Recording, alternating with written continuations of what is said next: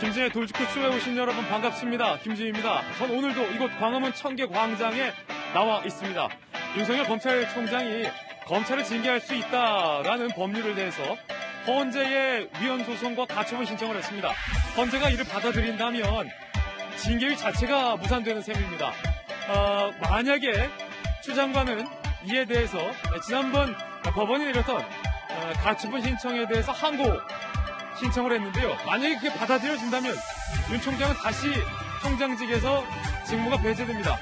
중요한 일정들이 이번 주에 다 몰렸습니다. 두 차례 연기됐던 징계위도 이번 주에 예정되어 있는 만큼 윤석열 추미애 장관 두 사람의 결전의 주가 이번 주가 될 전망입니다. 잠시 후에 그 이야기 상세하게 분석해 보겠습니다. 저는 비가 오나 눈이 오나 매일 아침 이곳에서 여러분을 기다리겠습니다. 김진의 돌직구쇼 지금 라이브로 시작합니다. 잠깐만요.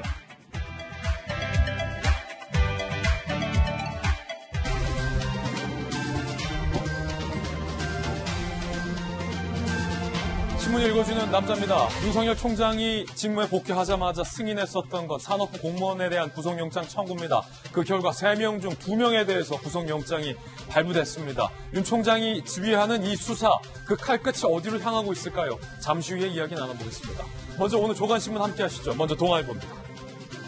수도권 2.5단계로 격상됐습니다. 본격 대유행에 진입했다. 내일부터 3주간 거리두기 2.5단계로 격상됩니다. 연일 600명대의 1일 신규 확진자 수가 발표되고 있기 때문입니다. 특히 수도권에 상당수 많은 확진자가 몰려있다는 것이 우려스러운 대목입니다. 오늘은 과연 몇 명이 발표될지 우려스러운 마음으로 기다리는 중입니다. 노래방, 헬스장 모두 중단됩니다. 다음 신문입니다. 이번엔 한국일보입니다. 헌재로 간 징계위 정당성 논란, 윤 총장에 대한 징계위가 이번 주에 예정돼 있습니다. 앞서 두 차례 연기됐었던 그 징계위가 이번 주에 열리는데 앞서서 윤 총장이 징계위의 명분이 됐던 그 법률에 대해서 헌재에 위헌 소송과 가처분 신청을 했습니다. 만약에 헌재가 그 가처분 신청을 받아들인다면 징계위 자체가 열릴 수 없게 되는 겁니다. 징계위의 근거가 된 법률 자체가 효력이 정지되기 때문입니다. 한 가지 흥미로운 건 이를 두고 공정성을 강조했던 법무부 신임 차관이 윤 총장의 악수가 될 것 같다라는 평가를 했다라는 겁니다. 잠시 후에 이 평가는 무슨 평가인지, 과연 이게 악수가 될지 묘수가 될지 잠시 후에 이야기 나눠보겠습니다. 다음 신문입니다. 이번에 한겨레 신문입니다. 개각이 발표됐습니다. 김현미 장관 교체됐습니다. 변창흠 국토장관 후보자, 교수 때부터 주장해 왔었던 토지 임대부와 환매 조건부 주택 본격 도입될까라고 한겨레 신문은 보도하고 있습니다. 말이 어렵지만 개념은 간단합니다. 토지 임대부는 땅 빼고 건물만 분양하겠다는 것, 환매 조건부는 되팔 땐 공공기관에만 팔겠다는 것. 그런데 이 제도 정착 못하고 사문화됐었다. 논란이 일고 있습니다. 변창흠 장관 후보자가 과연 김현미 전임 장관보다 낫느냐라는 논란이 일고 있습니다. 다음 신문입니다. 이번엔 경향신문입니다. 민주당 이낙연 대표 임기 반환점 돈다. 웃음보다 시련. 최측근이 고인이 된 사건도 있었고요. 기민한 위기 대응엔 합격점. 하지만 균형감을 잃은 리더십엔 비판. 경향신문이 쓰고 있습니다. 남은 기간 개혁 입법 성과를 못 낸다면 큰 리더십의 한계를 보인다. 더욱이 내년에 예정돼 있는 서울, 부산 보선 패배된 이낙연 대표의 정치 일정에 큰 위기가 온다라는 전망을 경향신문 하고 있습니다. 다음 신문입니다. 이번엔 조선일보입니다. 연말에 큰 사고가 있었습니다. 그런데 천만다행으로 시민들의 기사도 정신이 빛을 발했습니다. 경부고속도로에서 중앙분리대를 들이받은 소렌토 차량 운전자가 사고 수습을 위해서 내려서 보험사 등에 전화를 하던 중에 뒤따라오던 소나타 차량이 그대로 덮쳤습니다. 고속도로와 중앙분리대 사이에 운전사가 낀 절체절명 위기의 순간에 10여 명이 차를 멈추고 이 운전자를 구조하기 위해서 차를 들어 올렸다라고 합니다. 추위 속에서 빛난 시민 영웅들. 요즘 보면 정치권도 아니고 우리 시민들이 오히려 더 모범적인 것 같습니다. 지금까지 신문 읽어준 남자였습니다. 오늘 아침 저와 함께 등판한 등판 선수들 소개하겠습니다. 저희 돌직구쇼 전담 변호사, 월요일을 담당하고 있는 손정희 변호사님 나오셨습니다. 다시 돌아온 바르다 박선생, 박정하 전 청와대 대변인 모셨습니다. 여의도 정치 컨설팅계의 제갈공명 윤 실장, 윤태곤 실장님 모셨습니다. 전직 청와대 출입기자 출신의 베테랑 이재명 기자 나왔습니다. 모두 어서 오세요. 오늘의 키워드도 세 가지 준비했습니다. 하나씩 살펴보죠. 먼저 첫 번째 키워드는 3,600. 이게 뭐냐면요. 산업부 공무원 3명에 대해서 2명이 구속됐는데 또 다른 은폐한 것 아니라는 자료가 무려 3,600건 파일이 발견됐다라는 동아일보의 단독 보도가 나와 있습니다. 동아일보 보도대로라면 산업부 공무원들이 일부러 이렇게 방대한 자료를 은닉했다라는 의심이 드는 대목입니다. 잠시 후에 이야기 나눠보겠습니다. 두 번째 키워드는 수싸움. 추 장관과 윤 총장 서로를 향해서 법률 싸움 이어가고 있습니다. 이번 주가 굉장히 중요한 한 주입니다. 전망해 보겠습니다. 세 번째 키워드는 뒷북이라는 얘기도 나오고 있습니다. 2.5단계로 격상했지만 이 정부의 거리두기 격상이 뒷북이라는 전문가들의 경고가 나와 있습니다. 이유가 뭘까요? 이 모든 이야기 오늘 준비되어 있습니다. 김재의 놀이구쇼 오늘의 톱뉴스로 문을 열겠습니다.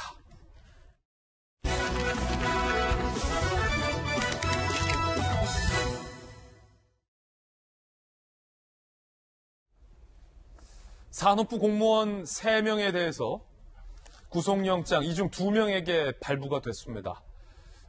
대통령에게까지 보고된 자료 444건을 삭제했고 지시했다는 등의 혐의로 구속이 된 겁니다.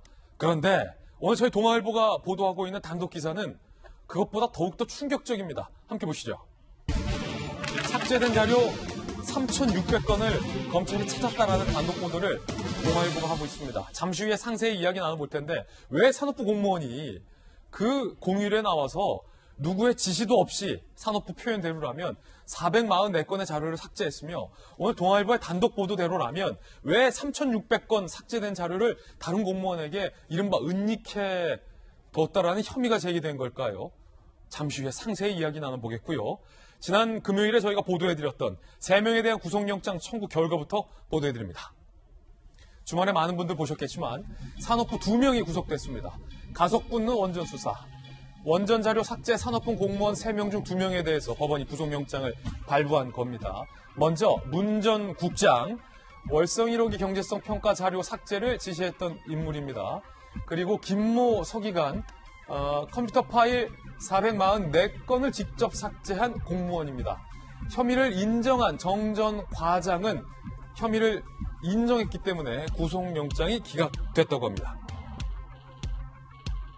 검찰의 수사, 윤 총장의 수사지휘, 과연 어디까지 겨누나 백운규 전 산업부 장관, 월성 1호기 즉시 가동 중단, 산업부 공무원에게 지시했다라는 혐의, 최이봉 한국가스공사 사장, 청와대와 산업부 간의 핵심 연결고리 역할을 했다라는 의혹, 그 사람이 곧 소환된다는 얘기도 나오고 있고요. 청와대 등 윗선을 정주둔할 가능성까지 제기되고 있습니다. 이재명 기자, 공무원 3명 중에 일단 2명이 구속됐는데 너 죽을래 과장, 양재천, 신내림 공무원 셋 중에 2명이 지금 구속된 거죠. 근데 그 중에 1명은 혐의를 인정했다면서요, 또? 그렇죠. 국장과 지금 서기관이 구속이 됐고 과장이 구속영장 신청이 이제 기각됐는데 그 이유가 과장은 범죄 혐의를 인정을 했습니다. 본인이 어쨌든 그러니까 가장 큰 범죄가 감사 방해 혐의죠.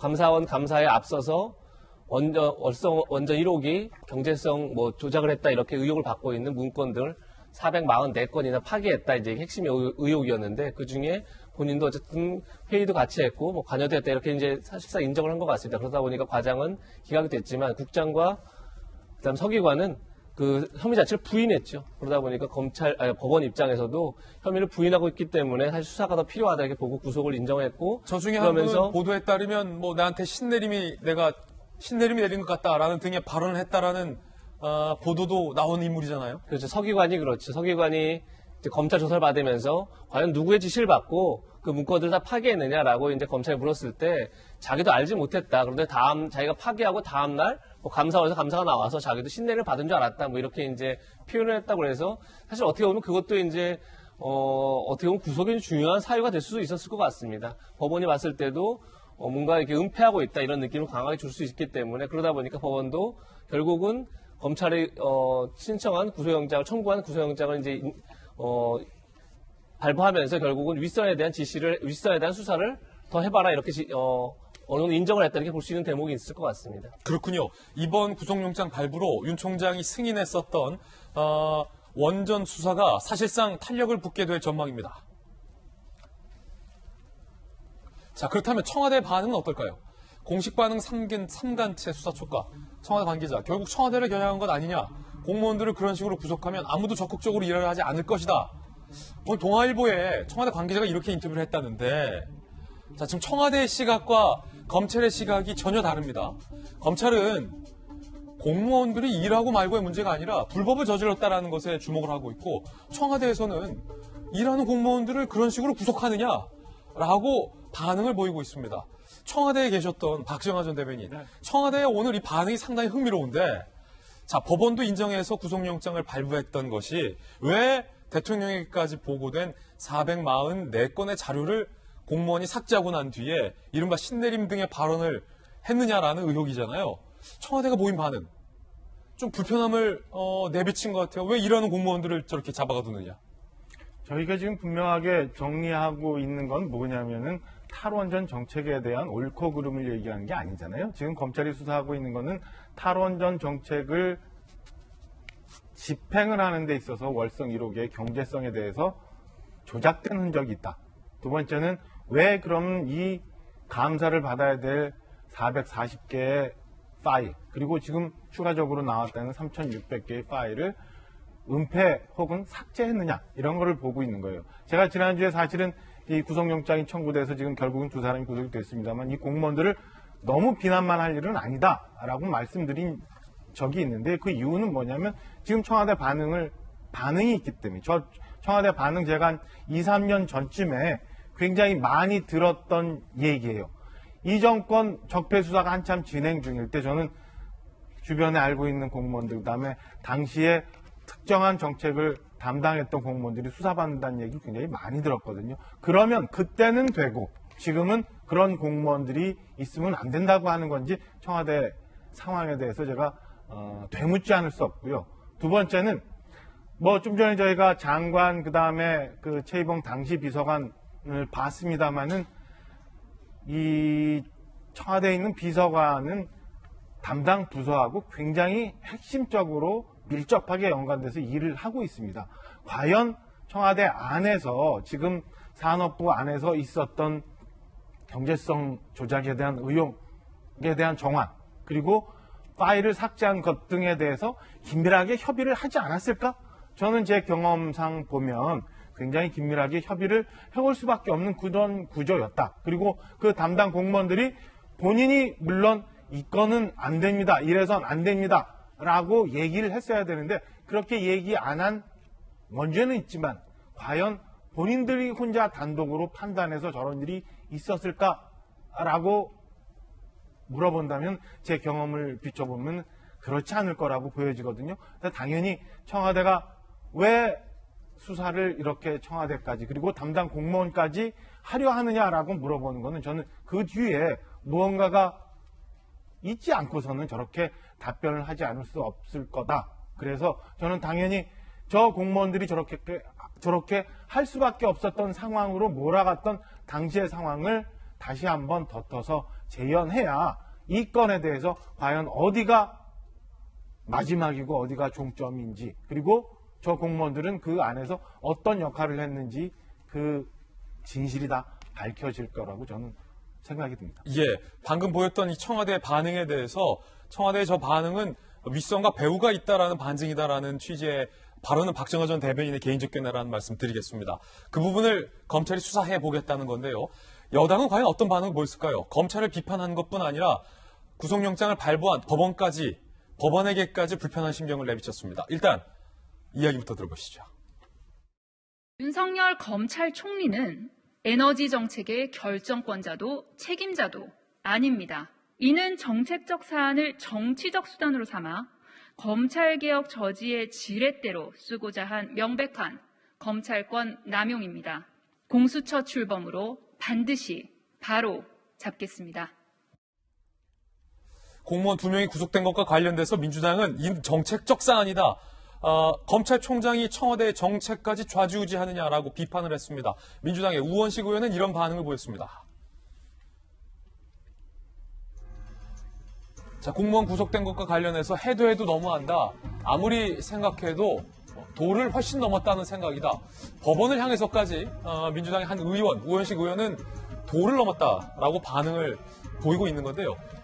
윤태권 실장님, 청와대와 민주당의 반응이 상당히 좀 비슷합니다. 이건 정책의 문제다라고 선을 긋는 것. 그런데 한 가지 궁금한 건 법원이 구속영장을 발부한 것에 대해서 도를 넘었다라는 표현은 어떻게 이해해야 됩니까?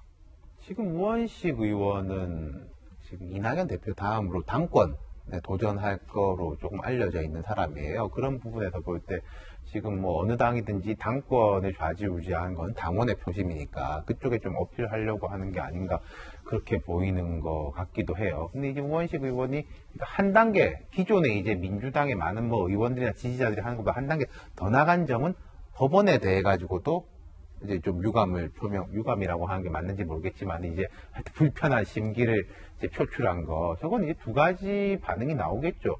과한 거 아니냐라는 거랑 법원엔 늘 뭐 말 못할 게 뭐가 있냐라는 두 가지 반응이 나올 건데 이런 점에서 제가 약간 흥미롭다기보다 그런 걸 보는 것은 아까 이제 박정아 대변인도 말씀하셨지만 어느 정부든지 간에요. 뭐 적극 행정 이런 이야기하면서 감사원 때문에 일 못하면 안 된다. 이명박 정부 때 다 그랬어요. 뭐 그러기는 했는데 이런 일이 터졌을 때 두 가지 이제 반응이 있는 거예요. 말하자면 꼬리 자르기식. 아 이거 뭐 별거 아니다. 그 작은 거고 실무자가 뭐 이렇게 한 거지. 우린 뭐 잘 모르겠다는 꼬리 자르기식이 있고 일을 확 크게 만들어 가지고 이게 이제 우리의 공약 사항이고 우리 정부에 나아갈 방인데 여기에 대해 가지고 이제 뭐 발목을 잡냐.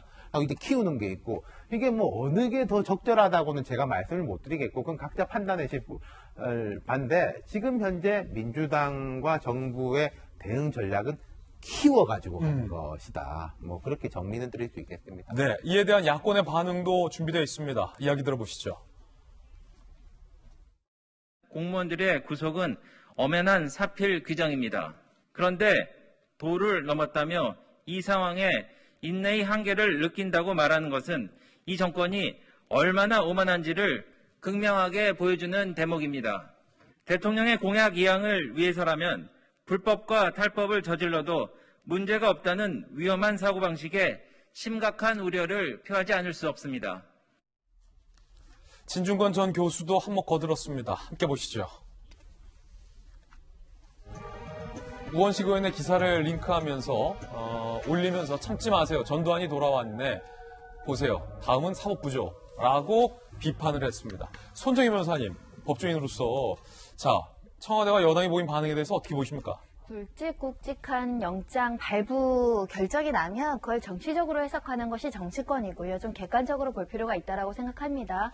개인적으로도 영장 발부에 대해서 굉장히 관심이 있었는데 재판부가 3명 중에 2명을 모두 구속했다는 것은 범죄의 중대성을 인정했다라는 판단이에요. 그렇군요. 보면 청와대 입장은 이건 정책 결정권자가 할 수 있는 재량 범위 내의 어떤 통치행위 내지는 공약 실현 과정에 있어서 집행 과정인데 지나치게 사법부 잣대를 강하게 들이밀은 거 아니냐라고 불만을 할 수 있지만 제가 볼 땐 그 정책 결정을 개입했다기보다는 그 과정, 의견 수렴 과정에서 국민들한테 투명하고 공정하게 어떤 객관적인 데이터를 주고 그럼에도 불구하고 우리의 공약은 환경과 보건을 우선시해서 경제를 좀 희생시키더라도 이 정책을 선택하겠다고 당당하게 나갔어야 됨에도 불구하고 만약에 경제성과 관련된 객관적인 수치를 개입을 했다. 이거는 법에서 허용하기 어렵다라는 겁니다. 국민들이 어떤 정책 결정에 있어서 찬반이 있을 수는 있지만 공정하고 투명한 자료를 보고 이것을 의견을 반영을 해줘야 되는데 그것을 건드렸다고 한다면 이것은 용납하기 어렵다라는 법원의 판단이 아닐까라는 생각이 들고요. 감사원법 위반은 사실 1년 이하의 징역밖에 되지 않아서 중대하다라고 보기엔 좀 어려운 측면이 있거든요. 근데 공용기록 손상죄는 7년 이하예요. 그러니까 국가기관이 공무원이 여러 가지 축적된 자료들은 임의로 삭제할 수가 없는 거죠. 내가 작성자라고 하지만 이거는 공용의 가치가 있기 때문에 국민들의 것이라고 보는 겁니다.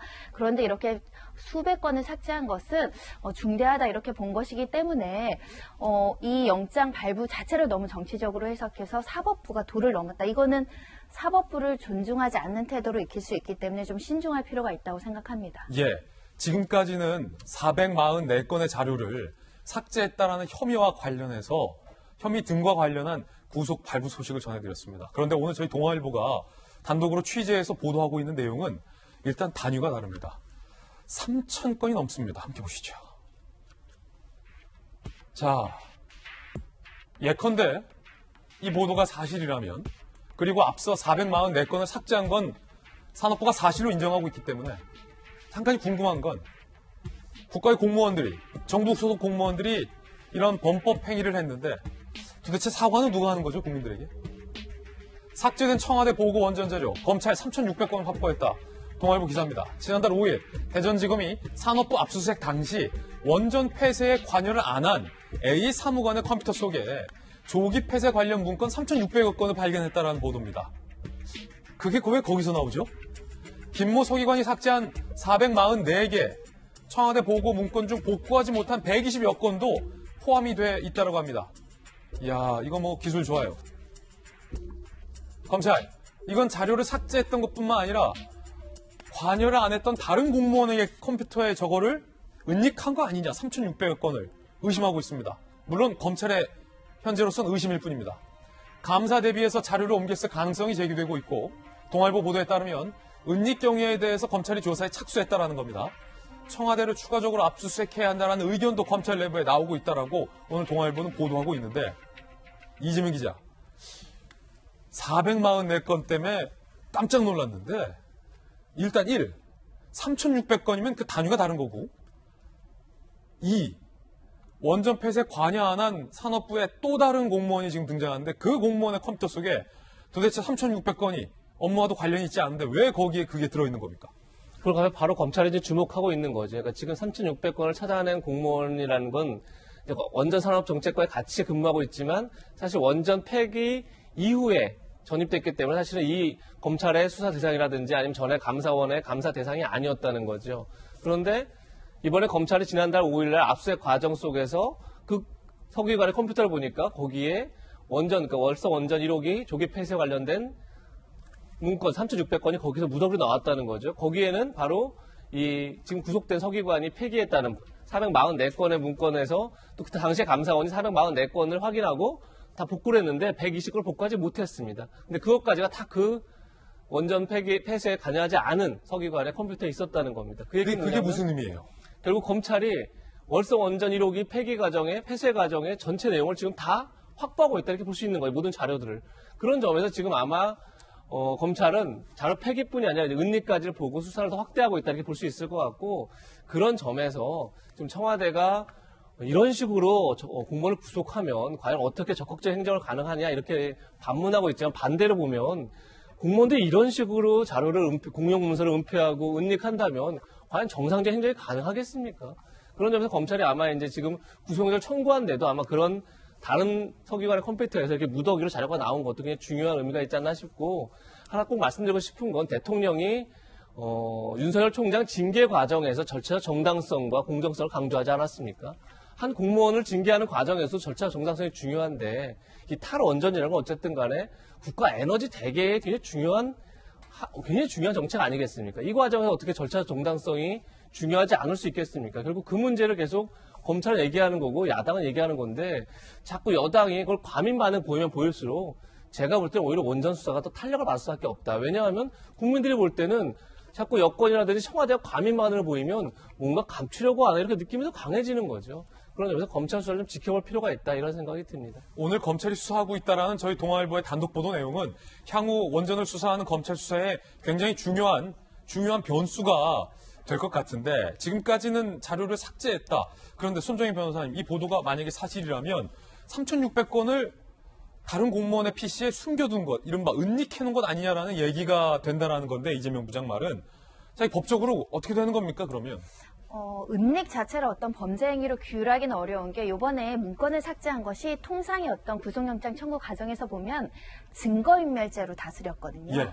왜냐하면 어떤 범죄가 있고 그걸 입증할 수 있는 증거들이 이 자료, 문건들이기 때문에 이것을 삭제한 건 증거인멸죄를 적용을 해야 되는데, 감사원법만 적용했다는 것은 아직 본범죄, 말하자면 경제성을 평가 조작을 하고 수치를 조작한 것 자체가 어떤 범죄가 성립하는지에 대한 법률 검토가 끝나지 못한 겁니다. 본범죄를 입증 입증하기 굉장히 현 단계에선 좀 어려운 측면이 있기 때문에 그 자료를 다른 PC로 옮겼다고 해서 그게 또 다른 뭐 범죄 은닉 또는 증거인멸 행위가 적용된다고 보기 어렵지만 좀 가정에서 납득하기 어려운 점들이 있는 거죠. 이게 이제 진술의 신빙성과 관련된 것인데 3명 중 공무원이 여러 가지 주장을 할 수 있습니다. 앞으로 재판 과정에서. 그런데 그렇다면 삭제와의 경위에 관련해서 아니 본인 컴퓨터엔 삭제하는데 또 다른 컴퓨터엔 살려둔 경위는 또 납득이 안 되잖아요.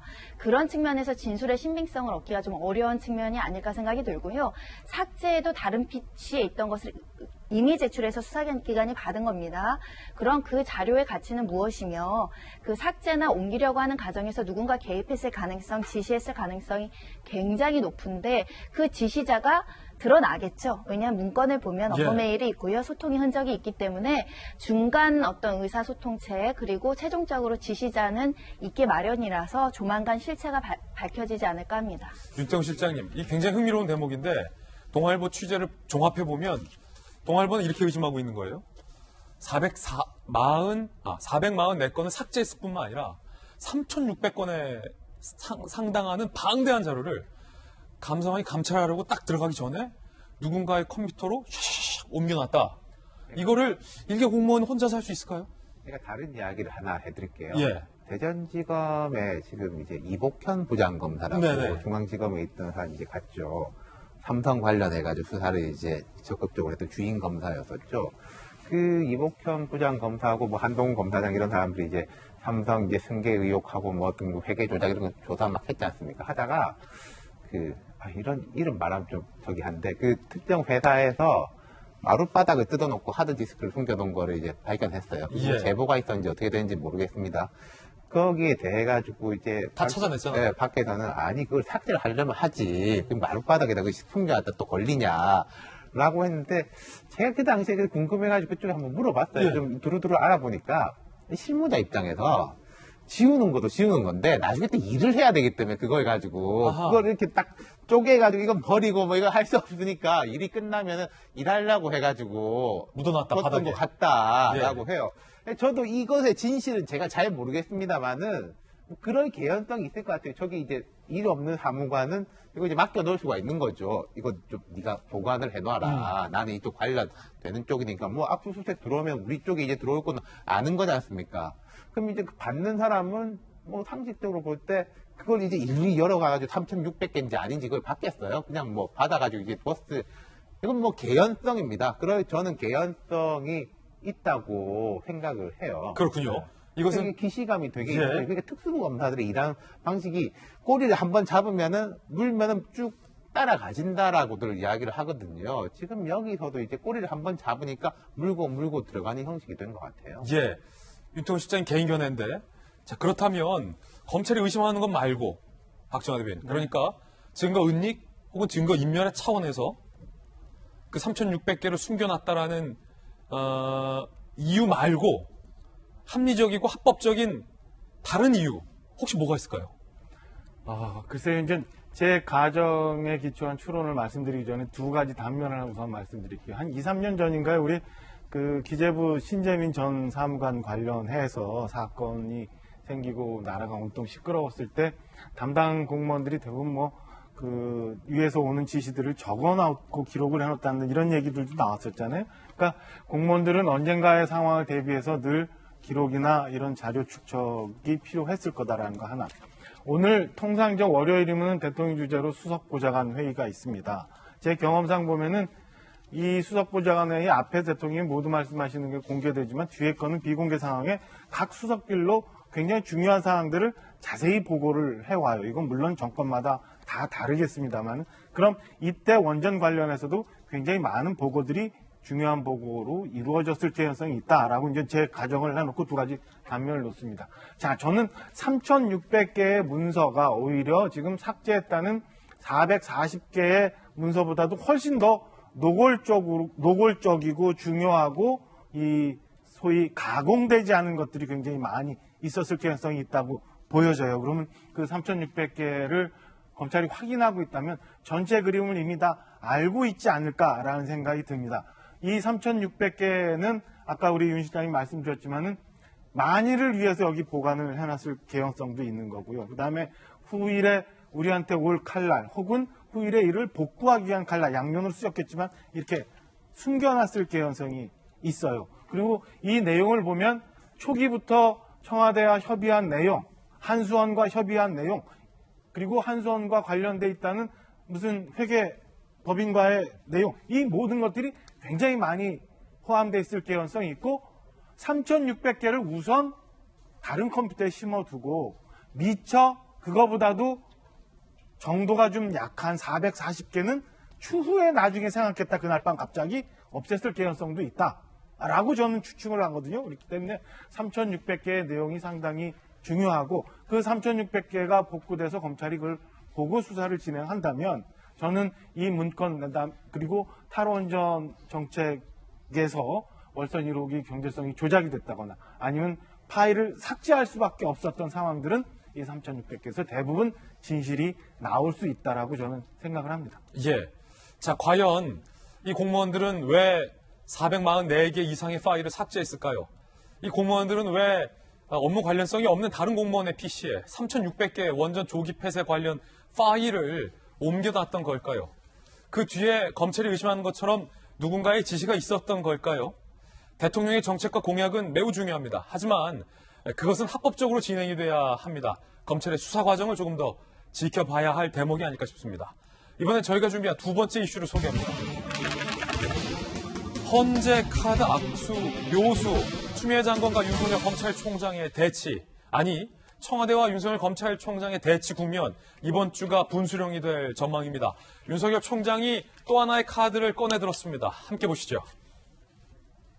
그 카드는 바로 헌재, 두 번째 법적 카드, 헌법 소원을 낸 검찰총장. 일국의 검찰총장이 헌재에 헌법 소원을 냈다는 것도 굉장히 이례적인 상황임에 분명합니다. 윤석열 총장 측에선 법무부 장관 주도로 징계위를 꾸리는 검사 징계법 관련 조항은 검찰총장이 징계 대상일 때 한해서 위헌이다라며 헌법 소원을 냈고요. 징계위 중단 가처분 신청을 했습니다. 헌재가 윤 총장의 가처분 신청을 받아들인다면 징계위의 근거가 되는 저 법률에 대해서 효력이 정지되므로 징계위 자체가 무산이 된다는 전망도 나와 있습니다. 자, 일단은 이재명 기자, 이게 뭔지 검찰총장이 헌재에 헌법 소원을 한 경우를 본 적이 있는지 어떻게 보십니까? 굉장히 드물겠죠. 드물겠는데 이제 본인 자체가 지금 이 징계위의 대상이기 때문에 본인이 직접 낸 걸 테고 핵심은 이겁니다. 그러니까 지금 법무부 장관이 징계위 구성권을 사실상 전권을 갖고 있다고 볼 수 있습니다. 그러니까 법무부 장관하고 차관이 징계위 당연지 위원으로 참여하고 법무부 장관이 지명한 검사 2명, 법무부 장관이 위촉한 외부 인사 3명 이렇게 해서 징계가 꾸려집니다. 그러다 보니까 전체 권한은 이제 법무부장이 갖고 있는데 문제는 통상 검사의 징계는 검찰총장이 징계를 청구하고 그리고 지금 법무부 장관이 구성한 징계위에서 결정을 합니다. 근데 문제는 검찰총장의 경우는 법무부 장관이 직접 청구를 합니다.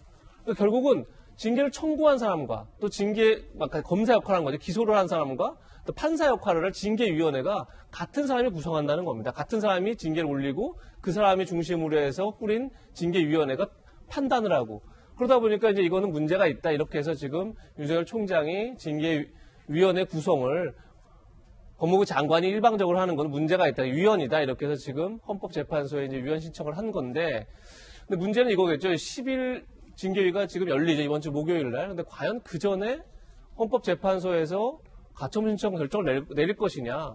거의 가능성이 없죠. 거의 현재는 한 달 이상이 걸리기 때문에 뭐 최소한 것도. 그래서 아마도 윤석열 총장이 뭐 징계위에서 결정이 나면 사후에 어쨌든 법적 다툼을 하겠다 예고한 상태이기 때문에 사후 법적 다툼을 위해서도 뭐 이거 사실 위헌이냐 아니냐가 되게 중요하겠지만 지금 사실상 징계위 자체가 어떤 윤석열 총장의 법적인 문제를 가지고 법리적 다툼을 한다기보다는 상당히 정치적 다툼을 하는 영역이 큰 거죠.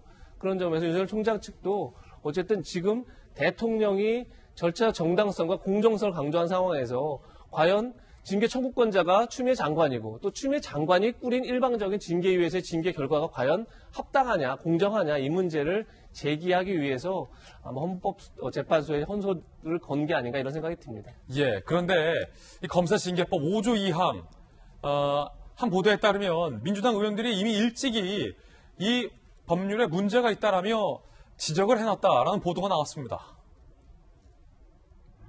회기 직전 법으로 윤 총장을 징계, 여당도 문제 있다 한 검사징계법, 이낙연, 박주민, 최강욱 등 의원 12명이 지난 9월에 공정성이 떨어진다라며 검사징계법 개정안을 발의해놓은 상황, 내년 1월에 시행될 예정이다.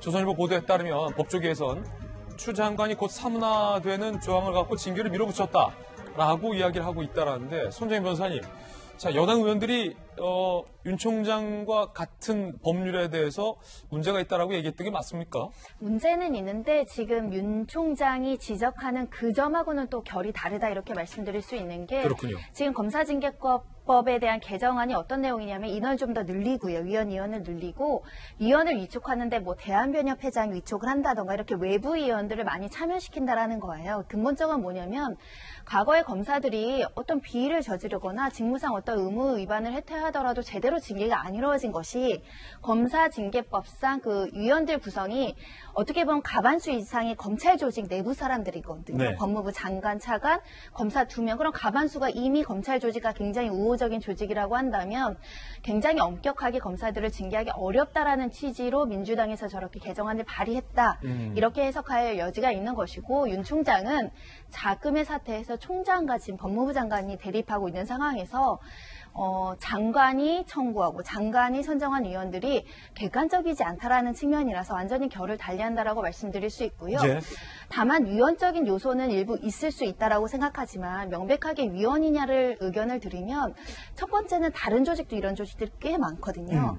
그리고 검사징계법상 이런 점을 염두에 놔서 이 청구권자는 의결권을 배제해 놓도록 해놨고, 두 번째로는 공정성이 의심되는 사람은 또 기피 신청할 수 있도록 해놔서 아주 그러니까 어떤 공정성을 저해하는데 불복할 방법이 없는 법은 아니어서 이것을 헌재에서 긴급하게 가처분 결정을 내려줄까라는 고민은 좀 듭니다. 예, 윤 총장이 두 번째 법률적 카드를 꺼내든 건데 바로 여기서 매우 흥미로운 장면이 나타났습니다. 기자들의 카메라에 포착된 장면인데, 공정성을 언급했던 신임 법무부 차관이 법무부 장관, 보좌관 등과 텔레그램망에서 나눈 대화 장면이 언론사 카메라에 포착이 된 겁니다. 그런데 그 내용이 논란입니다. 매우 흥미로운 장면이 저는 개인적으로 이 장면이라고 생각합니다. 자, 이용구 신임 차관과 법무부 장관, 보좌관 등과의 대화 내용인데, 자, 윤 총장이 법률 카드 꺼내 들자 한 대화방 참여자가 이 초식은 뭐죠? 징계위에 영향이 있나요? 라고 차관에게 묻습니다. 그러자 이용구 차관은 윤 악수인 것 같은데 대체로 이건 실체에 자신이 없는 쪽이 선택하는 방안인데요. 라고 얘기를 합니다.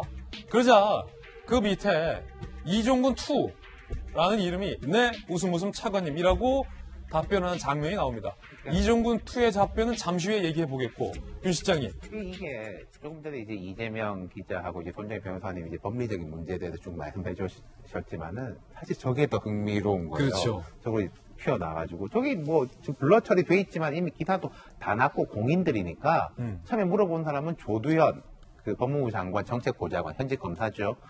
물어본 거 아닙니까? 이거 장관 정책보좌관이면은 장관한테 즉각으로 이제 뭔가를 이제 순발력 있게 대답해야 될 위치에 있는 사람이지 않습니까? 그러니까 이걸 무슨 초식인가 이렇게 물어보니까 이용구 차관이 이렇게 대답을 했고, 뭐 저까지야 그럴 수도 있는데 예. 그 뒤가 이제 문제인 거죠. 네, 차관님 저것도 이제 별로 그냥 잘 봤다라는 뜻이지 않습니까? 근데 저게 이제 이종근 2라고 적혀 있었는데 그게 이제 문제인 거죠. 이종근이라는 사람은 지금 이제 대검의 형사부장.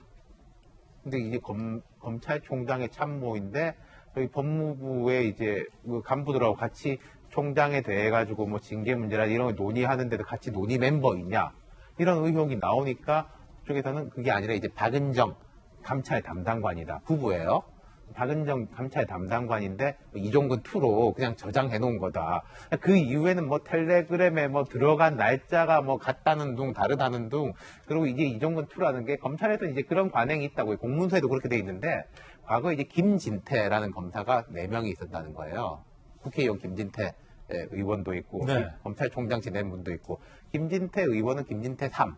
공문에 이제 그렇게 적혀 있고, 지금 이종근 형사부장은 한때 이종근 2, 23기 이종근이라는 검사가 있었기 때문에, 그래서 저게 이종근 아니냐라고 하는 건데, 진실은 뭐 모르죠. 자, 이 장면이 두 가지 결로 논란입니다. 첫 번째는 공정성을 얘기했었던 법무부 신임 차관이 과연 공정하게 징계에 참여할 수 있느냐라는 자질 문제. 두 번째 논란은 바로 윤 실장님이 상세하게 잘 설명해 줬듯이 내 차관님이라고 답변을 단 이종근 2의 정체가 논란입니다. 함께 보시죠. 단체 대화방송 내 차관님 이종근 2가 과연 누구냐? 지난 4일 오후 2시 국회 법사위에 참석한 이용구 법무차관, 텔레그램 단체 대화방에서 윤 총장의 헌법소원 관련 대화가 카메라에 포착됐고, 이와 같은 대화가 포착됐습니다. 이종구 2에 언론은 주목하고 있습니다. 참여자는 조두현 법무부 장관 정책보좌관과 이종근 2. 이종근 2가 언론에서는 윤 총장에 대한 감찰을 밀어붙인 박은정 검사의 남편 이종근 대검 형사부장이 아니냐라는 의혹이 제기됐습니다.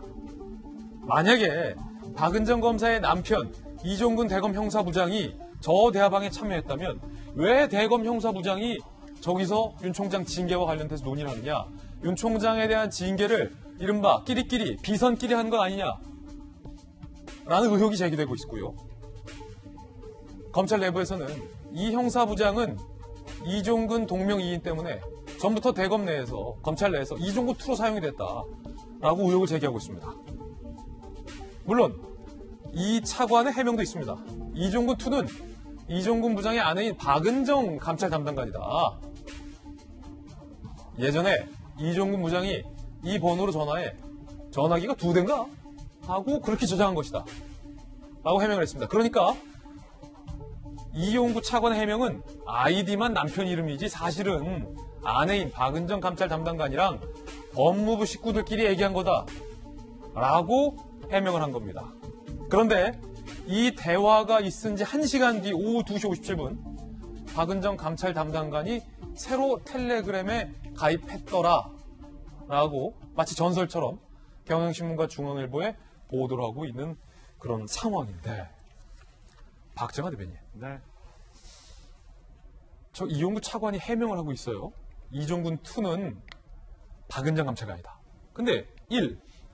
박은정 감찰관이면 나중에 그 사실을 알았어도 박은정으로 이름을 보통 저장해 놓지 않습니까? 예컨대 제가 김진, 제 아내가 곽정아잖아요. 박정아 대변인이 저를 곽정아 2로 저장해 놓을 리는 만무하지 않습니까? 박정아 대변인과 저와 관계가 있기 때문에. 그렇죠. 김진 기자로 정리를 해놓죠. 제가 곽정아 2로 할 리가 없죠. 일단 뭐 사실 뭐 해명이 있으니까 저 뭐 사실이나 진실관계는 나중에 얘기하더라도 제가 시청자 여러분 참고 삼아 이전 말씀을 드리면, 텔레그램 저도 쓰고 있는데요. 텔레그램 저거는 위에 아까 이전 조 비서관 나오고, 그 다음에 이용구 차관 나오고, 그 다음에 이종근 2라는 사람이 내 차관이라고 이제 나옵니다. 이거는 텔레그램 안에서 우리가 흔히 쓰고 있는 뭐 문자 메시지도 그렇고 카톡도 그렇고 단체 대화방입니다. 그러면 이 단체 대화방 속에서 이루어지고 있는 얘기가 윤석열 총장의 감찰과 관련한 내용인데, 임명된 지 얼마 되지 않은 이종근 차관은 과연 그럼 이 텔레그램 대화방에 언제 들어갔느냐? 그리고 대검에 있는 이종근 형사부장이 왜 이 텔레그램 방 안에서 얘기를 하고 있느냐? 이런 의문들이 우선 생깁니다. 이 건에 대해서는 뭐 해명도 있고 하니까 시청자 여러분들이 왜 그 방이 형성이 됐는지, 그다음에 그렇다면은 법무부 차관을 정점으로 해서 기존에 실질적으로 일을 진행해야 되는 업무 라인 말고, 우리가 그전에도 가끔 나왔던 것처럼 법무장관을 중심으로 다른 곳에서 실제적인 개선 조직이 아닌 다른 비선 조직이 이 윤석열 총장의 감찰 업무에 도움을 주거나 이거를 설계하고 있는 거 아니냐라는 의심이 하나 생길 수 있는 거고요. 두 번째는 이종군 2라는 게 이용구 차관은 박은정 감찰 담당관이라는 이종근 검사의 부인을 지칭하는 거라고 얘기를 하는데요. 공교롭게도 텔레그램은 내가 저장해 놓은 사람이 텔레그램 방에 가입을 하게 되면 누구한테나 그 저장해 있는 대한민국 어디한테나 어떤 님이 텔레그램에 가입했습니다라고 이 인사를 하는 메시지가 떠요. 그래서 공교롭게 2시 57분에 노출됐을 가능성이 있는데 여기가 얘기하는 것처럼 좀 전에 곽정호 기자와 우리 김진 기자 얘기하는 것처럼 과연 박은정 감찰 담당관을 이종군 2라고 저장해놓고 여태 썼을까? 아니면 이런 이종군 부장이 아닌 박은정 감찰 담당관이라는 알리바이를 성립하기 위해서 급히 박은정 감찰 담당관에게 너 빨리 텔레그램에 가입해라라고 해서 알리바이를 만들었던 건 아닌가라는 두 가지 사실에 대해서 시청자분들이 알아서 저는 판단하실 수 있을 거라고 보여집니다. 예. 자, 물론 이용구 차관이 해명을 하고 있는 대목도 저희가 보도를 해드리고 있는 만큼 아직 저 이종구 2가 남편인지 부인인지에 대해서는 섣불리 단정할 수 없다는 말씀 드리겠습니다. 더 중요한 논란은 과연 신임 법무부 차관이 윤 총장의 징계를 논의하는 데 있어서 정말로 공정하게 할 수 있느냐라는 자질 논란일 것 같습니다. 이 차관의 앞선 발언 들어보시죠. 결과를 예단하지 마시고 지켜봐 주시기 바랍니다. 모든 것은 적법 절차와 법 원칙에 따라 직무를 수행하도록 하겠습니다. 징계 관련해서 뭐 자료나 일정 같은 거 전달받으신 게 있으시죠? 저는 백지 상태로 들어갑니다. 백지 상태, 공정성을 강조했었던 이용구 차관. 그런데 오늘 또 하나의 중요한 보도가 나왔습니다. 이용구 차관의 변호사 사무실에서 다름 아닌 박은정 검사가 박상기 전 법무부 장관을 조사했다라는 의혹입니다. 왜 그걸 이용구 변호사 사무실에서 하죠? 라는 게 오늘 조간 신문들의 의혹입니다. 11월 중순 법무부 박은정 감찰 담당관이 이용구 차관 당시 변호사 사무실에서 박상기 전 법무부 장관과 윤 총장 관련 의혹을 조사했다라는 논란이 불거졌습니다. 그게 11월 중순입니다. 자, 물론 이용구 차관이 해명을 하고 있는데 이 해명도 논란입니다. 해명은 이렇습니다. 내 사무실에서 두 사람이 만나서 무언가를 한 건 맞다. 그런데 나는 그들이 뭘 조사하고 있는지도 몰랐다. 8월부터 박상기 전 법무장관에게 사무실 방 하나 내가 제공하겠다라고 현직 때 약속한 거다. 라고 해명을 하고 있는 대목입니다. 일단은 이재명 기자, 이 장면 뭔가 이례적인 장면인데 박은정 감찰 담당관이 윤 총장에 대한 징계를 밀어붙인 건 우리가 다 알고 있는데 그걸 왜 이용구 당시 변호사 사무실에서 합니까? 예, 의혹이 있는 거죠. 근데 물론 뭐 이용구 차관의 해명도 뭐 일단 소개해드리면, 그러니까 올해 4월달에 이제 개인 사무실 냈는데 거기 방이 3개고 그 중 하나를 본인이 법무실장일 때 모셨던 박상기 전 장관에게 하나를 빌려줬다는 거죠. 무상으로 제공했다 이렇게 얘기를 하고 있죠. 그리고 나서 지금 이제 김은영 감찰 담당관은 아마도 이제 지금 박상기 장관과 그다음 조국 전 장관 수사 때문에 사실은 윤석열 총장하고 논란이 있었다 이런 이제 말이 있었기 때문에 아마 그 부분을 조사했던 것 같은데 그래서 와서 조사를 했지만 사실 이용구 차관은 그 자리에 있지도 않았고 조사 사실도 몰랐고 그렇기 때문에 그냥 우연의 일치일 뿐이다. 본인은 그냥 박 전 장관에게 사무실의 한 켠을 제공했을 뿐이다. 이제 이런 얘기인 겁니다. 그렇다 선 치더라도 지금 논란이 이건 것 같습니다. 조금 전에 저희가 텔레그램도 봤지만 물론 뭐 누가 대화에 참여하냐 중요하지만 지금 이용구 차관의 얘기 중에 하나가 이게 있지 않습니까? 그러니까 윤석열 총장이 헌법성을 냈다. 과연 이것이 징계에 영향을 미치겠느냐 그랬더니 주로 이런 건 실체에 자신이 없는 쪽이 선택하는 방안이다. 이렇게 얘기를 합니다. 그러니까 결국은 지금 전에 저희가 이제 아까 전에 이용구 차관의 첫일성도 들었지만 대통령이 절차 정당성과 그리고 공정성을 주문하고 나서 이런 얘기를 하죠. 이용구 차관이 그 징계위원장 직무대행을 맡지 않는 것도 절차적 공정성과 정당성과 공정성을 확보하는 한 방안이다 이렇게 얘기를 합니다. 그게 무슨 얘기냐면 결국 이용구 차관에게 어떻게 보면 지금 징계위의 균형 추적관을 맡긴 거죠. 그러니까 추미애 장관 쪽에서 너무 일방적이다 이런 이제 비판 여론이 많으니까 어떻게 보면 이용구 차관에게 균형을 잡아서 공정성과 정당성을 잘 담보해달라 이런 주문한 건데 지금 텔레그램 대화 내용을 봤을 때도 느껴지지 않는 거죠. 어떻게 보면 추미애 장관 측, 그러니까 정책보좌관과 그다음에 이종근 투가 박은정 감찰 담당관이 치더라도 결국은 지금 징계를 주도한 쪽과 굉장히 긴밀하게 대화를 나누고 있는 거고 또 징계를 위해서 조사했던 장소 자체도 이용구 전 차관의 개인 사무실을 이었다고 하면 과연 지금 대통령이 주문한 절차 정당성과 공정성을 이용구 차관이 확보할 수 있을까 이런 근본적인 의문이 있는 거죠. 그 점에서 지금 이 논란이 커지고 있는 게 아닌가 싶습니다. 이게 제가 볼 때 이것도 해명이 일을 키운 게요. 박상기 전 장관은 감찰 대상도 아니고 또 피의자도 아닙니다. 그러니까 예우라든지 보안 차원에서 법무부 바깥에 있는 공간에서 충분히 면담할 수 있어요. 전 그 자체가 전혀 문제될 게 아니라고 생각합니다. 근데 그게 뭐 왜 이용구 차관 사무실이냐라고 하니까 해명을 한 게 현직일 때 약속했다. 그럼요. 변호사였다가 법무부 법무실장 들어간 분이 나와서 변호사를 하면서 법무부 장관한테 나오시면은 제가 방 하나 내드리겠습니다라고 약속을 했고. 무상으로? 그렇죠. 무상이죠. 뭐 강남에 서초동에 있는 거 아닙니까? 그리고 실제로 나오니까 변호사 활동 활발하게 하는 분이에요. 지금 뭐 여권 관련된 원전도 있고 뭐 누구 이제 도지사도 있고 여러 가지 이렇게 하시는 분이 그 전 법무부 장관한테 무상으로 사무실을 제공했다. 이게 더 문제예요. 뭐 어디서 면담을 했느냐는 별거 아니고요. 그러니까 그게 뭐 김영란법 이야기도 나오고 이해충돌 이야기도 나오고 정관예우 이야기도 정관예우, 후관예우 이야기 나오는 거죠. 이 이해를 받아서 조간신문에 보도되고 있는 내용과 관련해서 손정희 변호사님, 안 좋게 보려면 전직 법무부 장관에게 좋은 방을 무상으로 제공했더니 법무부 차관에 갔더라.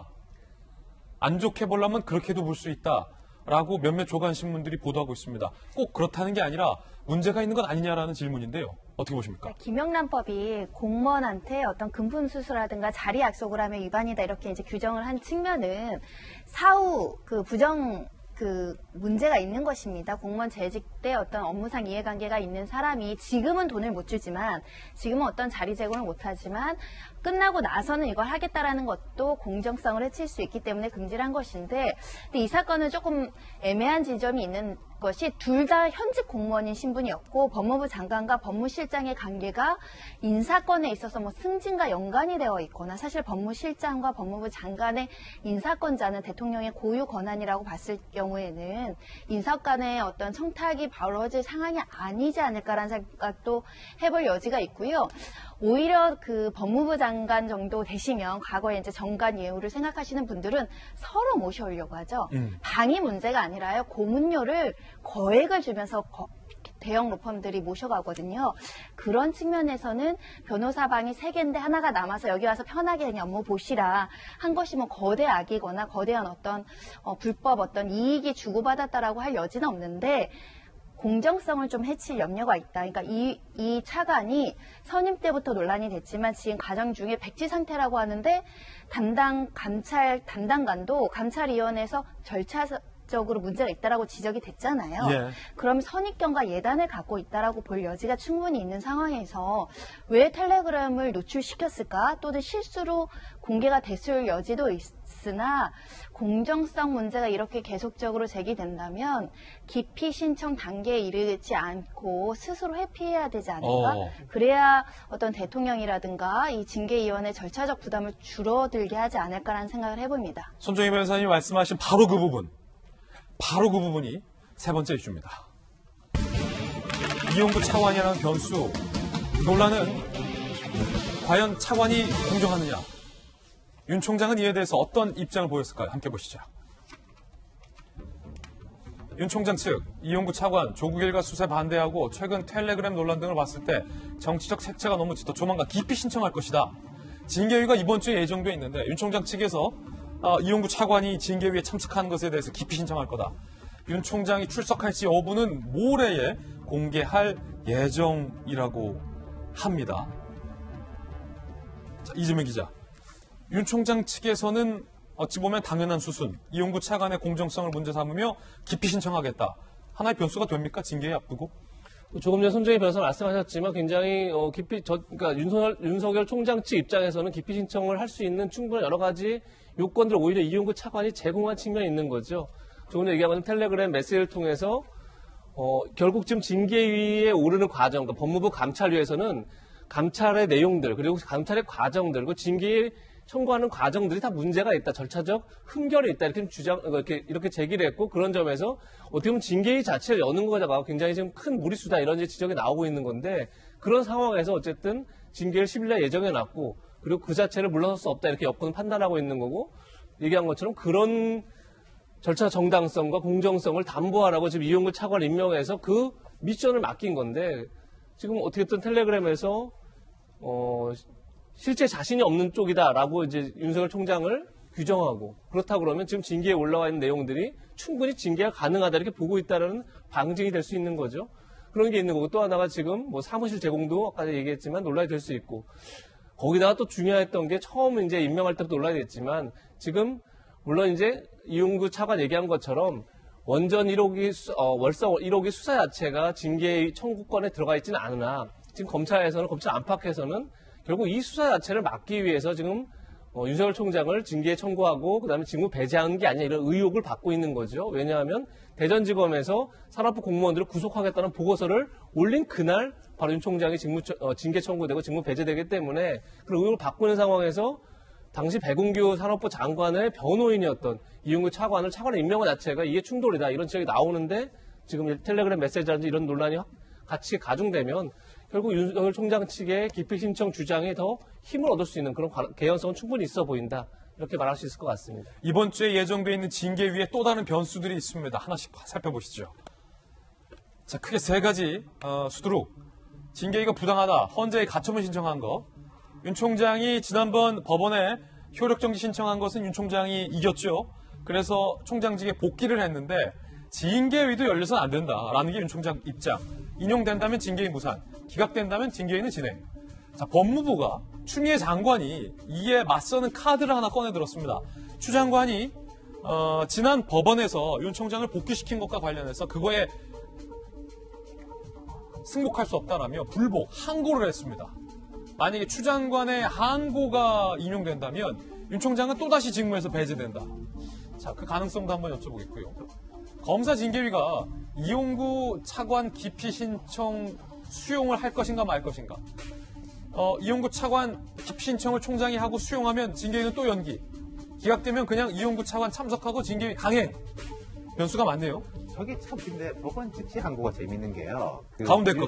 윤 총장이 처음에 가처분 신청을 했을 적에 그때 검찰 측 대변, 법무부 측 대변의 논리가 이거 어차피 4일날 징계위에서 결판 나는데 이틀 뭐 3일 있으면 하는 건데 법익 자체가 없다. 그때 우리 그런 말 했지 않습니까? 그래서 이제 아예 그 이유로 옳다 그러다가 아니라 내일 모레 나니까 기각될 수 있다. 뭐 이런 논리가 하나 있었어요. 근데 법원이 받아들이지 않았는데 지금 그러면은 법무부의 논리는 10일날 징계위 있는 거지 않습니까? 오늘 7일, 오늘 7일이네. 7일이니까 내일 모레 또 나는 거잖아요. 내일 모레 있는 징계위가. 그러면 저거를 뭐 하나 마냐, 왜 하냐라고 또 이제 반박이 가능한데 참 이러다 보니까 서로 스탠스하고 논리가 꼬여가지고 애초에 이게 누구 주장이었는지, 뭐 예를 들어 윤석열 총장 쪽도 그런 게 있습니다. 이게 뭐 검찰에 대해 가지고 법무부 장관이라든지 이제 검사 개인에 대한 뭐 이런 거를 이제 강화해야 된다, 독립성이 높다라고 하는데 원래 윤 총장은 검찰의 조직이라든지 이런 거 되게 중시하는 사람이었지 않습니까? 위계를. 그래서 서로 지금 어디서 시작했는지가 다 헷갈리는 상황이에요. 추 장관 측이 말씀하신 것처럼 항고를 했는데 추 장관은 앞서 이렇게 발언한 바 있습니다. 들어보시죠. 감찰 결과 확인된 검찰총장의 비위 혐의가 매우 심각하고 중대하여 금일 불가피하게 검찰총장에 대한 징계를 청구하고 검찰총장에 대한 직무 집행정지 명령을 하게 되었습니다. 자, 가능성 여부도 좀 타진해 봐야 될 것 같은데, 손정희 변호사님, 추 장관과 법원 당시 판사의 생각이 참 다른 것 같습니다. 윤 총장의 손을 들어줬던 법원 판사는 법무부 장관이 자꾸 총장에 대한, 검찰 조직에 대한 인사권을 남용해는 안 된다라고 경고까지 했는데, 추 장관은 이에 대해서 불복하면서 당시 윤 총장을 직무 배제했을 때 당시 발언과 같은 생각을 하고 있는 것 같습니다. 과연 추 장관이 제기한 항고 받아들여질 가능성이 있을까요?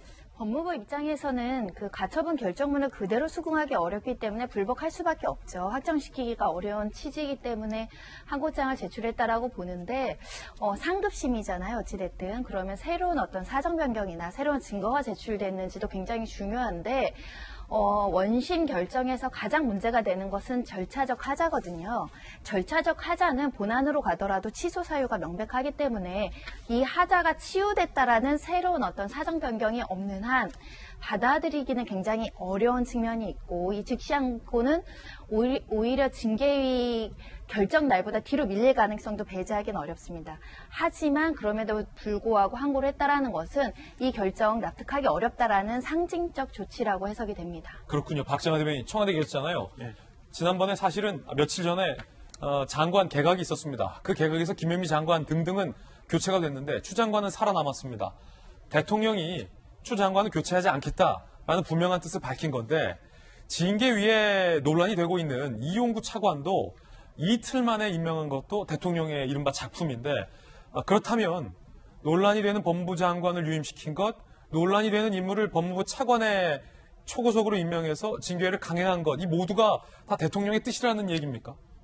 저는 이렇게 중요한 사안에 대해서 대통령이 그동안 분명한 말씀을 안 하시고 지난주에 절차적 정당성에 대해서만 언급을 했는데요. 지금 추미애 장관을 개각 명단에 포함시키지 않고 이틀 만에 이용구 법무차관을, 이 이용구 법무차관이라는 게 좀 전에 말씀드린 것처럼 원전 수사에 대한 변호인을 하고 있어서, 그리고 혹여 텔레그램 대화에서 보듯이 이 이전에 이미 변호사 시절부터 윤석열 총장의 비선 조직으로 움직였던 것 아니냐는 의혹이 있어서 안 된다고 하는 일부의 의견이 있는데도 불구하고 인사를 이렇게 강행한 것은 대통령이 분명하게 이 윤석열 총장에 대해서는 걷어내자, 솎아내야 된다라고 하는 추미애 장관의 의견에 상당히 많이 동조하고 있고 그렇게 진행되는 것을 지켜보고 있다는 사인으로 해석을 할 수밖에 없는 상황이라고 봅니다, 저는. 예, 박정환 전 대변인의 개인견이었습니다.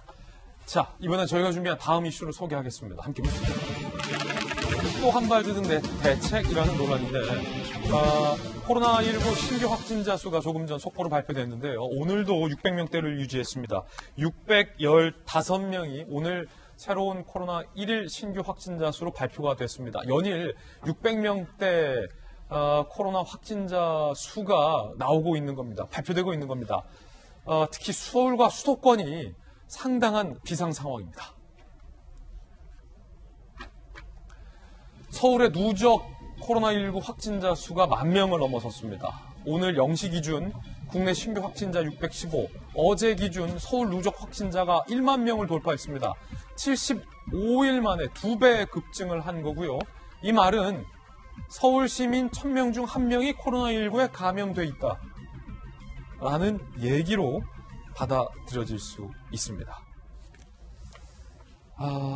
정세균 총리는 2.5단계로 상향을 했습니다.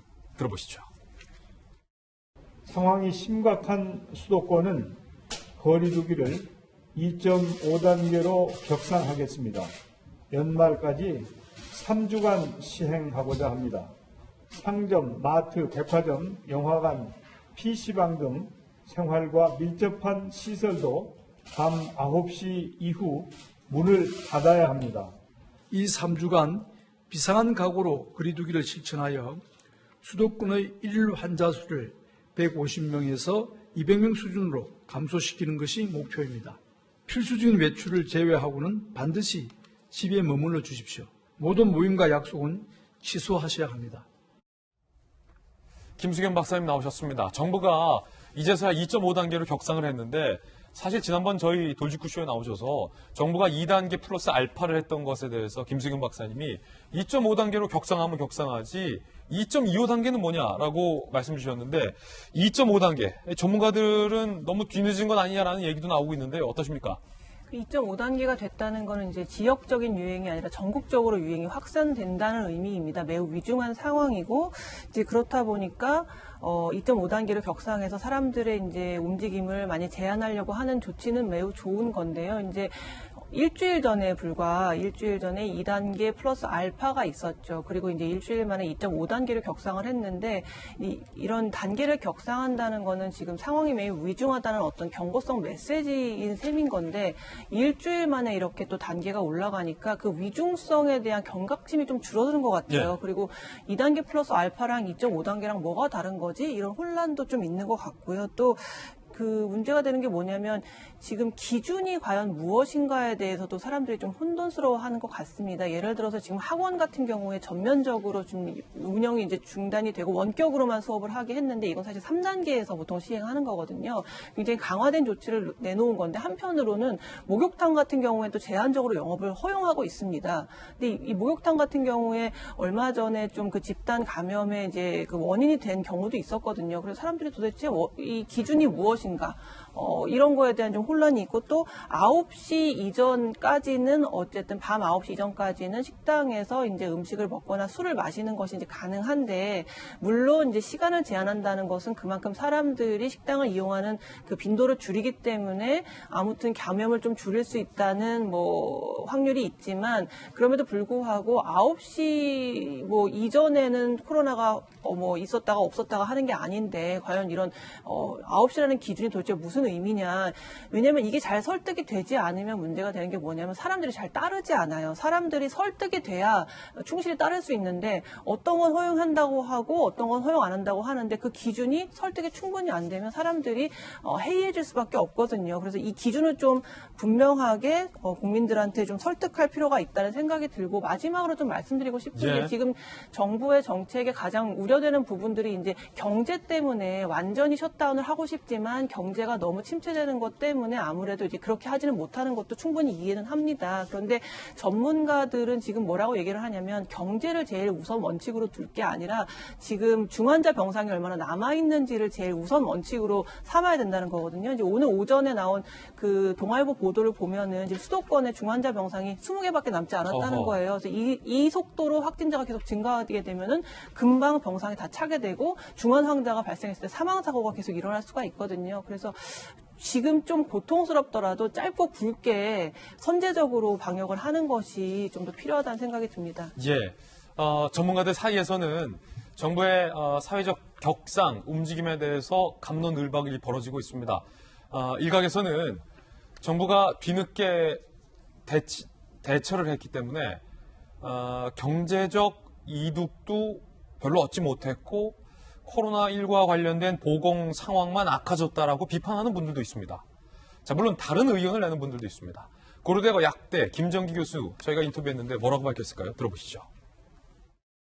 2.5단계도 그렇게 효과가 크진 않을 거다 이렇게는 보고 있는 거죠. 새로운 사회적 거리두기 개편 시스템, 이 시스템 자체가 현 상황의 확산세하고는 맞지가 않는다. 계속 뒤쫓아가는 방향으로 방역 조치를 하고 있거든요. 그렇다 보니까 지금의 확산세를 잡지 못한다. 지금 규모는 거의 3단계에 해당되는 규모다 이렇게 판단을 하는 게 더 맞을 것 같고 더 격상된 최고 수준의 어떤 사회적 거리두기를 잠깐이라도 하고선 다시 지금 확산세가 잡혔을 때 완화하는 게 더 맞지 않을까. 사실 윤태홍 실장님 2단계 플러스 알파 2.5단계 굉장히 연이어 조치가 있었지만 확진자가 잡히지 않았다. 오히려 더 번졌다라는 것은 정부의 그 타이밍이 과연 맞는 타이밍이었는가와 관련돼서 의문이 제기되거든요. 그게 그러니까 우리가 방역의 타이밍 뭐 숫자가 어떻게 늘어나고 이런 부분이 있고 그다음 사회적인 스케줄의 타이밍이라는 게 있지 않습니까? 정부가 잡았던 타이밍이라는 거는 12월 3일 수능 전에 확 눌러가지고 좀 이렇게 안정화를 시키고 수능을 이렇게 좀 치르게 한다 이렇게 봤던 것 같아요. 근데 그 정부는 누른다고 눌렀는데 그 누르는 강도가 더 생각보다 낮았던 거죠. 효과가 별로 없었던 거고 지금 또 이제 다시 이제 누르고 있는데 아까 김부영 박사님 말씀하신 것도 있고 지금 이제 수능은 끝났는데 각 학교에서 뭐 논술, 면접 뭐 이런 일정들이 또 줄줄이지 않습니까? 그럼 이게 약간 증상이 있는 친구들 같은 경우에 모르겠어요.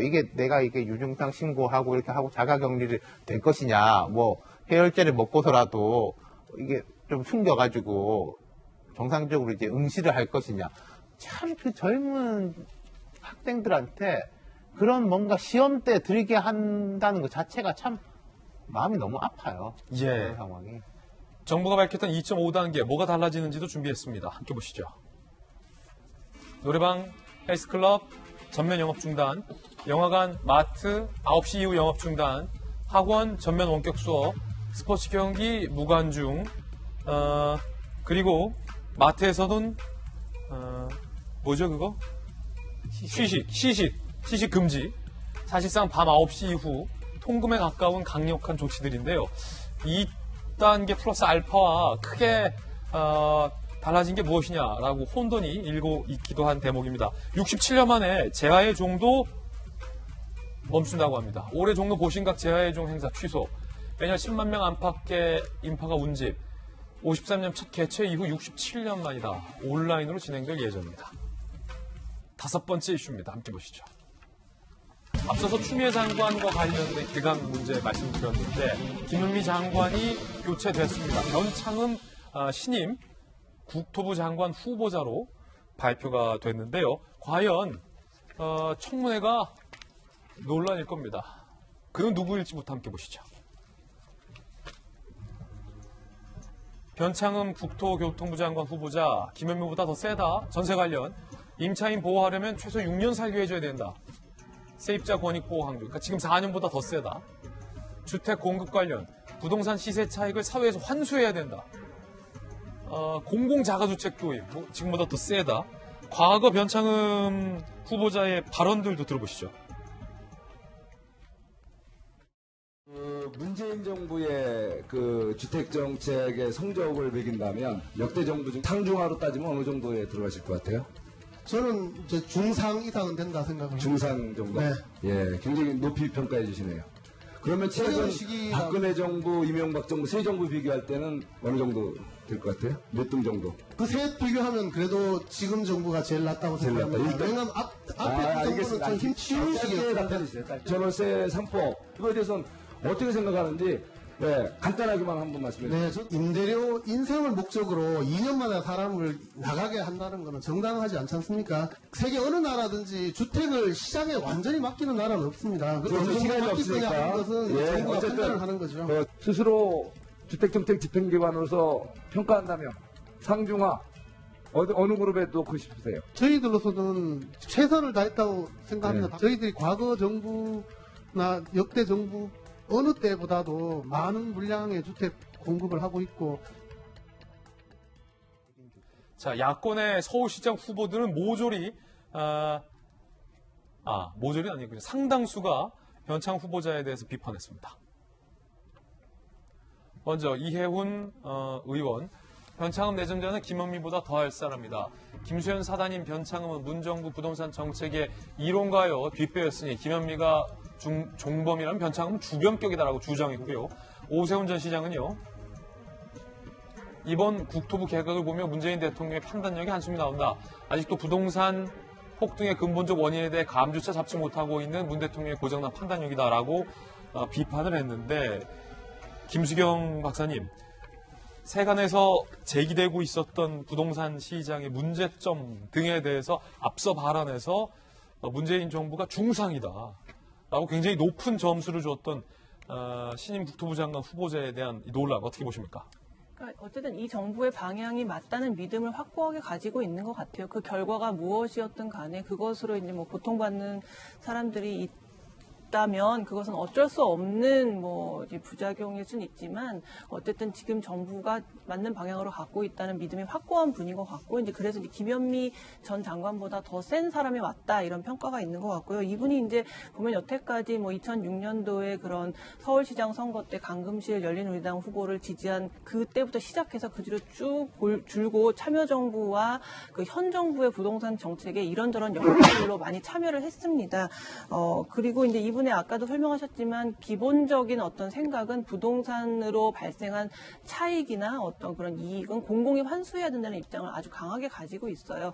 그리고 좀 전에 코멘트에서도 나왔지만 임대차 보호법이 지금 2+2, 2년 플러스 2년까지 연장할 수 있는데 3년 플러스 3년, 그래서 6년까지도 살 수 있게 해줘야 된다는 입장이고, 또 양도세 같은 경우도 더 규제를 심하게 하고 양도 차익이 발생한 거에 대해서 혜택을 주는 걸 좀 없애자는 쪽이어서 기존에 이제 김현미 장관보다도 더 많은 규제가 나올 것 같은데, 걱정이 되는 건 뭐냐면 김현미 장관이 41개월 동안 이제 장관직을 수행하면서 24번의 대책이 나왔습니다. 물론 본인은 4번이라고 주장을 하고 계시지만 이제 24번의 조정이 나왔는데 그게 굉장히 부동산 시장을 좀 들쑤셨고 좋지 않은 방향으로 자극해서 부동산이 폭등하는 결과를 나왔는데, 결국 바뀐 장관 역시 규제 일변도 혹은 그것보다 더 심한 규제가 계속 들어가게 된다면 이 부동산 시장이 이렇게 좀 잠잠해지는 것보다는 오히려 더 들쑤셔질 우려가 있고, 사람들의 피로도가 지금 극심하게 높아 있는 상황에서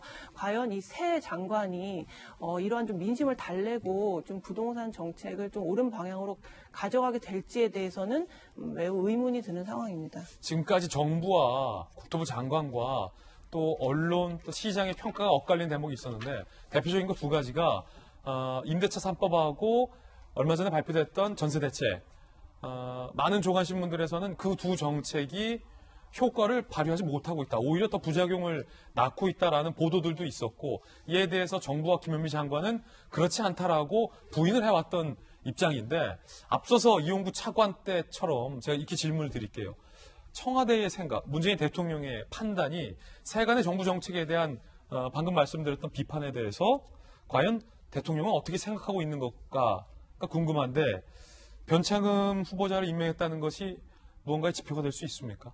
앞서 여러분들 말씀 주셨지만 변창흠 후보자가 어떤 분이라는 거는 이제 시청자 여러분들이 이해를 하실 거예요. 그리고 3+3이라고 하는 거는 지금 임대차법에서 3년에다가 전세 기간을 3년 더해서 최소한 6년은 보장해 줘야 된다가 변창흠 후보자의 수평도 수신인데, 추미애 장관이 유임이 되고 이용구 법무차관이 이틀 만에 법무차관이 임명된 거는 대통령이 분명한 사인이다라고 먼저 제가 말씀드린 것처럼, 지금 김현미 장관을 바꾸고 변창흠 후보자로 국토부 장관을 다시 내정한 것은 그냥 시장의 정책이 변한다는 개각의 인사에 중요한 사인을 준 게 아니라, 그냥 지금처럼 있었던 부동산 정책은 그대로 가져갈 거다라는 분명한 사인을 대통령이 이번 개각을 통해서 또다시 보여준 거라고 판단이 들고요. 저는 결국에는 시장에서 있을 부동산 문제의 여러 부작용이 1년 반 안에 해소가 될 건지 안 될 건지, 이 건도 대통령의 이번 판단에 굉장히 결과를 많이 영향을 미치기 때문에 고스란히 이마저도 대통령이 또 후에 정치적 부담으로 가질 수밖에 없는 상황이다라고 해석을 하고 싶습니다. 예, 변창흠 장관 후보자 출근길에 뭐라고 말했는지 조금 전 저희들이 취재했습니다. 들어보시죠. 청문회를 통해서도 여러 검증을 받은 다음에 제가 정책을 구체적으로 말씀드릴 수 있을 것 같습니다. 정도 확대에 대한 그 신호를 확실히 주겠다 이렇게 말씀하신 것 같은데, 구체적인 어떤 방안이 있으신 건가요? 네, 구체적인 방안은 아직은 있는 건 아니지만, 현재 정부가 기존에 비해서 주택 공급 확대에 대해서 적극적으로 여러 방향을 정하고 있기 때문에 그 취지에 맞게 진행될 거다 이렇게 생각합니다.